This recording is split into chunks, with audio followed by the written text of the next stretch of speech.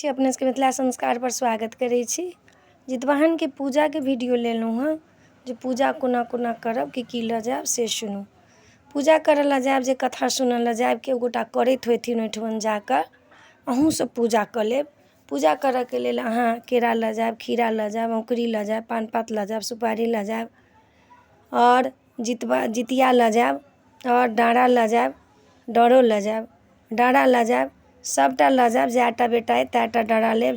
जितियामे जितियाके गाँठ लगायब। हम बनाबू देलहुँ सिखेलहुँ हँ बनाबऽके जे एना बनाकऽ धागा पहिर सकै छी। जएटा बेटा अइ तएटा गाँठ देबै और जितिया खरीदबो जे करब धागावला तऽ जएटा बेटा अइ तएटा गाँठवला खरीदब।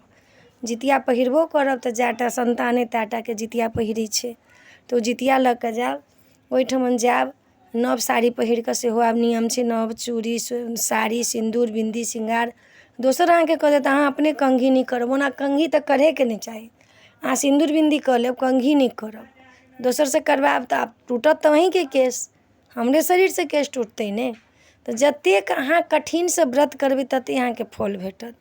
आ व्रतके अहाँ गलतसँ करबै तब तऽ नहि फल भेटत।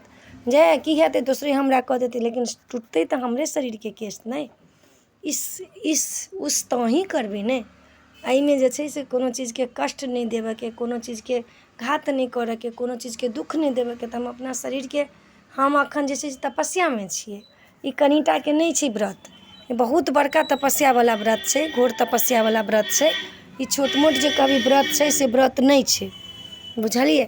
तऽ ताहि दुआरे पूजामे ई सब लऽ जायब आ डालीमे धऽ कऽ लऽ कऽ जायब। आ डाली नहि रहै छै तऽ लोक पन्नियो तन्नियोमे धऽ लेलक, लेकिन फल लऽ कऽ जायब। पण्डितके दक्षिणा लऽ कऽ जायब, कथा सुनि कऽ ओहिना नहि आयब, दक्षिणा जरूर देब नहि तऽ अहाँके कोनो फल नहि भेटत।